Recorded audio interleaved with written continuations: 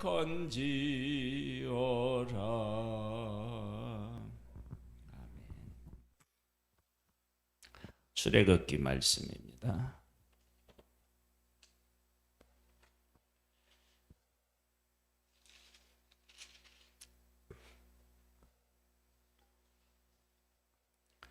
출애굽기입니다. 1장을 보겠습니다.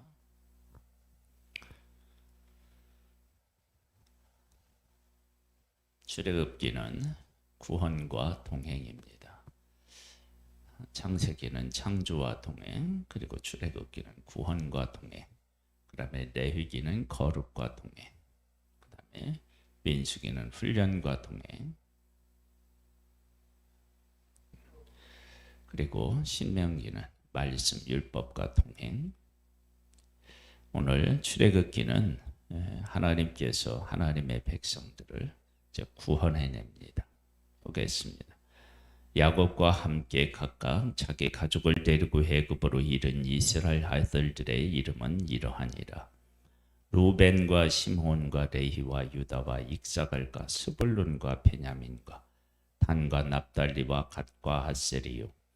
야곱의 허리에서 나온 사람이 모두 70이요. 요셉은 애굽에 있었더라. 요셉과 그의 모든 형제와 그 시대의 사람은 다 죽었고 이스라엘 자손은 생육하고 불어나 번성하고 매우 강하여 온 땅에 가득하게 되었더라. 요셉을 알지 못하는 새 왕이 일어나 애굽을 다스리더니 그가 그 백성에게 이르되 이 백성 이스라엘 자손이 우리보다 많고 강하도다. 자, 우리가 그들에게 대하여 지혜롭게 하자. 두렵건대 그들이 더 많게 되면 전쟁이 일어날 때 우리 대적과 합하여 우리와 싸우고 이 땅에서 나갈까 하노라 하고 감독들을 그들 위에 세우고 그들에게 무거운 짐을 지워 괴롭게 하여 그들에게 바로를 위하여 국구성 비돔과 라함셋을 건축하게 하니라.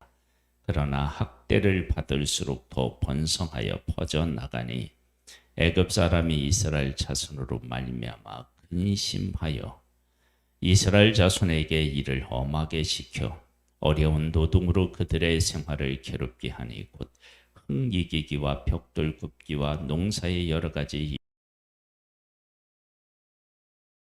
하였더라.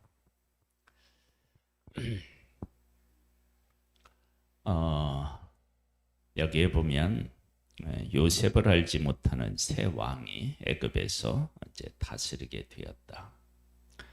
세상의 모든 것들은 다 제한된 시간 안에 존재하고 또 마음도 변합니다. 그러나 하나님께서는 우리를 만드신 하나님께서는 한 번도 그 마음이 변하신 적이 없고 그 능력이 약하여지신 적이 없습니다. 그 하나님께서 지금 하나님의 백성들이 애굽에서 이제 약속의 땅을 향하여 나아갈 그런 기간이 찬 것을 아시고 그 백성들로 하여금 애굽은 우리가 살아야 할, 계속 살아야 될 곳이 아니라 우리가 살아야 할 곳은 바로 약속의 땅이구나 라고 하는 사실을 깨달아 알게 하고 그 다음에 우리가 정말로 의지하고 섬기고 우리를 도우실 분이 하나님밖에 없구나 라고 하는 사실을 그들이 인식해야 되겠죠. 그래서 바로와 애굽 사람들의 마음이 변한 것을 통해서 이러한 긍정적인 하나님의 약속을 기억해내고 하나님을 의지하게 하는 그러한 일들이 이스라엘 백성들 전체에게 생기게 되겠죠. 이것이 바로 하나님의 백성들이 어려움을 겪지만 그 어려움이 하나님의 은혜다라고 하는 사실을 우리가 알 수 있습니다. 우리가 이렇게 이야기할 수 있는 것은 우리도 편할 때는 하나님을 간절히 찾지 못하다가 어떤 문제가 생기면 하나님을 간절히 찾고 그리고 하나님의 능력과 사랑에 대해서 무관심하는 것처럼 살아가다가 우리가 어떤 일을 만나게 되면 그 하나님의 사랑에 의지하게 되고 그 하나님의 능력을 간절히 소망하게 되는 모습을 통해서 알 수가 있습니다. 사람은 크게 다르지 않기 때문에 하나님의 백성들이 애굽 왕과 그 애굽 사람들이 자기들을 학대하는 일을 통해서 일차적으로 하나님을 찾고 하나님의 약속을 기억하게 되었을 것입니다. 그런데 문제는 뭐냐면 이스라엘 사람을 괴롭히는 그 일이 생육하고 번성하는 일에 대한 것이었다는 것입니다. 그래서 생육하고 번성하는 그 문제를 막아보려고 중노동을 시켰는데 그게 안 돼요. 그리고 산파를 통해서 하려고 했는데도 그것이 안 돼요. 그래서 이제는 대놓고 나일강에 아들을 낳으면 버리게 만드는 일을 하게 되죠. 끔찍한 일이죠. 그때 하나님께서는 그 당시에 모세가 태어나게 하시고 그 모세를 선택해서 40년 동안 궁궐에서 있게 하시고 또 40년은 광야에서 있게 하십니다. 하나님께서는 이스라엘 백성을 죽이는 바로에게 속한 딸이 모세를 만나서 그를 구원하고 그를 양육하도록 하나님이 만드셨습니다. 이것은 하나님께서는 하나님의 뜻을 이루기 위해서 모든 것들을 다 활용하실 수도 있고 그리고 하나님께서 그를 사용하신다라고 하면 어떤 사람이라도 다 사용하실 수 있는 그런 하나님이신 것을 우리가 볼 수 있습니다. 한번 보겠습니다. 2장으로 가보면요. 레위 가족 중 한 사람이 가서 레위 여자에게 장가들어 그 여자가 임신하여 아들을 낳으니 그가 잘생긴 것을 보고 석 달 동안 그를 숨겼으나 지금 1절과 2절은 현대 대한민국에 살아가는 우리들에게 정말 실질적인 교훈을 줍니다. 자식을 낳으면 나일강에, 아들을 낳으면 나일강에 버려야 되는 때에 시집가고 장가가서 자식을 낳는다는 것입니다. 만일에 애굽 사람들의 그 인구 정책이 무서워서 시집도 아니 가고 장가도 아니 가고 자식도 아니 가면 안 나오면 애굽의 정책이 성공하는 것입니다. 애굽의 정책이 성공하는 것인데 이스라엘 백성들은 그들이 우리가 낳은 아들을 죽인다 하더라도 결혼 나이가 되면 정년기가 되면 결혼을 하고 결혼하면 자식을 낳는 것입니다. 만일에 이러한 삶이 없었다면 이스라엘 백성들은 어찌 되었을까? 우리나라도 지금 마찬가지입니다. 때가 되면 결혼을 하고 자식을 낳아야 됩니다. 그래야 하나님의 거룩한 뜻이 그 안에서 성취되는 것입니다. 만일에 삶이 어렵다는 것 때문에 결혼하는 것을 안 하고 그리고 자식을 낳는 것을 낳지 않으면 사탄에 의하여서 우리들의 하나님의 거룩한 삶에 하나님의 거룩한 계획이 어떻게 이루어지겠습니까? 한번 생각을 해보세요. 그러니까 가장 어쩌면 자연스러운 일, 평범한 일 같은 이 일이 때로는 가장 강력한 믿음의 고백이 될 수도 있다는 것입니다. 결혼해서 해놨는 것이 무슨 믿음의 고백입니까? 그러나 이스라엘 백성들이 아들을 낳으면 죽이는 그때에 결혼해서 자식을 낳는다는 것은 보통 믿음의 고백이 아니죠. 그런 믿음의 고백을 하고요. 그 다음에 부모는 그 모세가 태어났을 때 숨겨서 길렀다는 것입니다. 보겠습니다. 3절에 보면 더 숨길 수 없게 되매 그를 위하여 갈대 상자를 가져다가 역청과 나무진을 칠하고 아기를 거기 담아 나일강 갈대 사이에 두고 그의 누이가 어떻게 되는지를 알려고 멀리 섰더니 바로의 딸이 목욕하러 나일강으로 내려오고 시녀들은 나일강가에 거닐 때에 그가 갈대 사이에 상자를 보고 시녀를 보내어 가져다가 열고 그 아기를 보니 아기가 우는지라 그가 그를 불쌍히 여겨 이르되 이는 히브리 사람의 아기로다. 그의 누이가 바로의 딸에게 이르되 내가 가서 당신을 위하여 히브리 여인 중에서 유물을 불러다가 이 아이에게 젖을 먹이게 하리이까. 바로의 딸이 그에게 이르되 가라 하매 그 소녀가 가서 그 아기의 어머니를 불러오니 바로의 딸이 그에게 이르되 이 아기를 데려다가 나를 위하여 젖을 먹이라. 내가 그 싹을 주리라. 여인이 아기를 데려다가 젖을 먹이더니 그 아기가 자라매 바로의 딸에게로 데려가니 그가 그의 아들이 되니라. 그가 그의 이름을 모세라 하여 이르되 이는 내가 그를 물에서 건져내었음이라 하였더라. 하나님께서 정말로 놀랍고 신비롭게 일하시는 모습을 보게 됩니다. 저는 그 모세가 바로의 궁궐에서 40년을 자라게 되는데 그 40년은 바로에게 하나님께서 모세에게 이런 것을 질문하고 거기에 대한 답을 하는 시간이었다 그렇게 생각하는데 하나님께서 모세에게 너는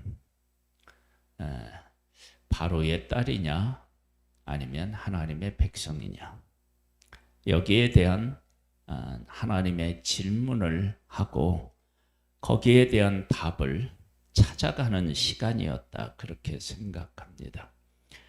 모세는 어떻게 그 답을 찾았느냐 11절입니다.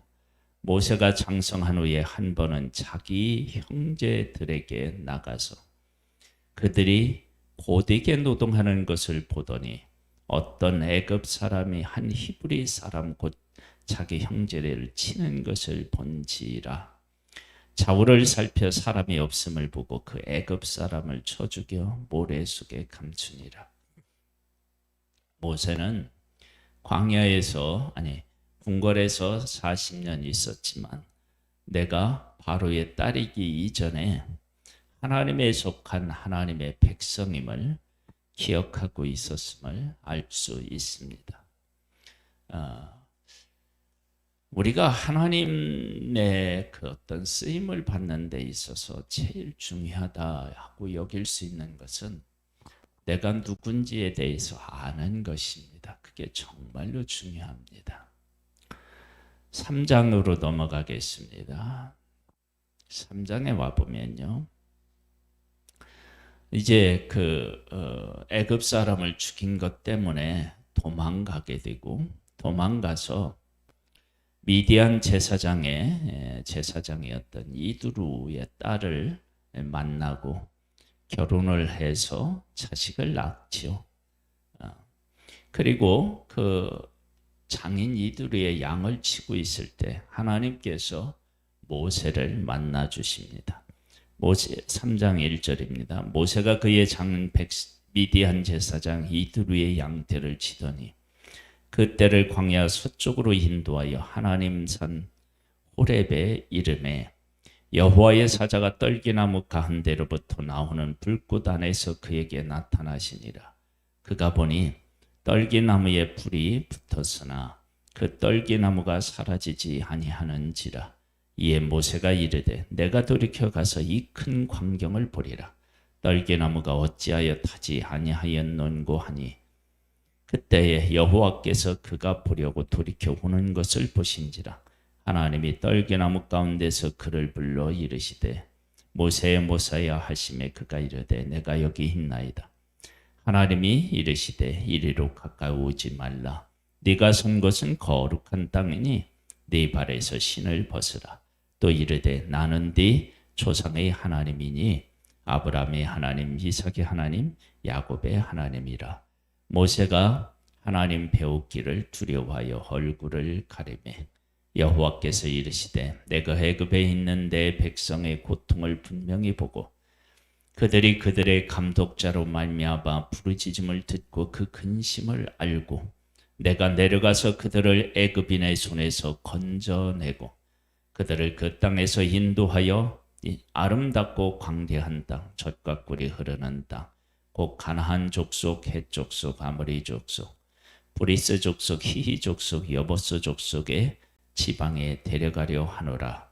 이제 가라. 이스라엘 자손의 부르짖음이 내게 달하고 애굽 사람이 그들을 괴롭히는 학대도 내가 보았으니 이제 내가 너를 바로에게 보내어 너에게 내 백성 이스라엘 자손을 애굽에서 인도하여 내게 하리라. 그래서 지금 하나님께서 모세를 만나서 부르십니다. 부르실 때 어떻게 부르시느냐? 떨기나무 가운데 불꽃으로 나타나십니다. 그리고 나중에 이제 모세에게 무엇을 지어주시냐면 막대기 하나를 지어주십니다. 그 막대기는 양을 칠 때 쓰던 막대기다. 그렇게 우리가 알고 있습니다. 하나님께서는 모세를 부르시는데 왜 떨기나무에서 부르시고 그를 보내실 때 왜 지팡이 막대기를 가지고 가게 하셨을까? 떨기나무는요, 이게 이제 불이 붙었는데 쉽게 붙고 쉽게 꺼지는 나무였을 거예요. 그런데 그 나무가 사라지지 않고 계속 불이 탄다는 것은 떨기나무에 불이 붙었지만 그 불이 떨기나무에 의해서 존재하는 것이 아니다. 그러니까 불이 타려면 연소시키는 어떤 재료가 있어야 되는데 하나님은 그런 재료로 인해서 불을 붙게 하는 분이 아니라 그냥 불로 하나님께서는 임하실 수도 있는 것이죠. 즉 하나님께서 임하시면 모세가 어떤 사람이냐고 관계없습니다. 모세가 많이 배웠던 적게 배웠던 광야에서 40년 동안 있어서 애굽에서 배운 모든 것을 잊어버렸던 그거하고는 아무런 관계가 없이 하나님께서 모세를 선택해서 일을 하시면 모세는 이스라엘 백성을 인도할 수 있는 충분한 모든 것들을 갖추게 된다. 왜? 하나님이 그를 통해 일하시기 때문이다. 그거 상징적으로 보여준다. 그 다음에 지팡이를 지고 이제 가게 하신 것은 지팡이는 목자가 양을 칠 때, 양을 인도할 때 쓰던 것입니다. 하나님께서는 하나님의 그 사람 모세에게 내가 이 백성을 목자같이 인도할 것이다 라고 하는 메시지를 담고 있다. 그렇게 보여집니다. 하나님께서는 하나님의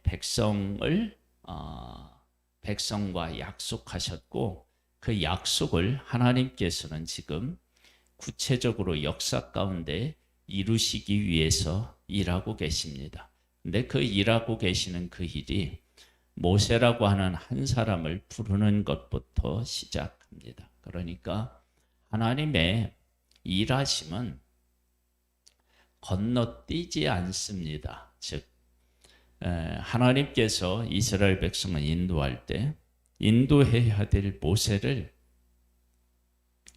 하나님께서 준비시키시고 그 준비된 모세를 통해서 하나님께서 일하시는 모습을 보게 됩니다.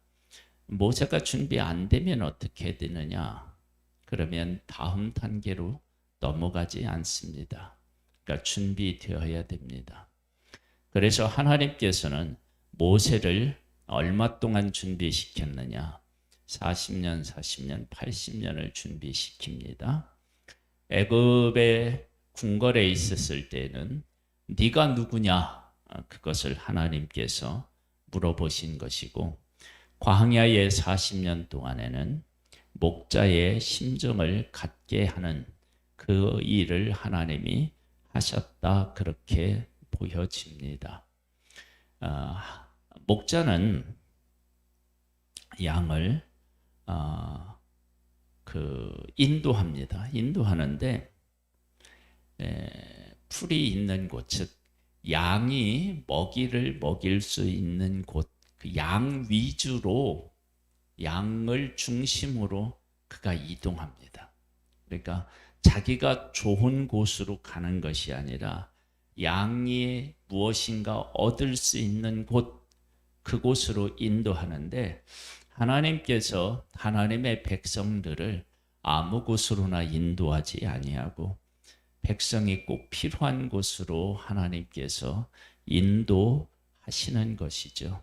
그렇게 하나님께서는 지금까지 그 백성을 인도하셨고, 이제 모세를 통해서 애굽에서 나와서 광야를 통과해 약속의 땅으로 인도하려는 계획을 모세를 통해서 하십니다. 하나님은 모세를 준비시키고 그를 그 백성에게 보내서 그 백성을 인도하게 하시는 하나님. 하나님은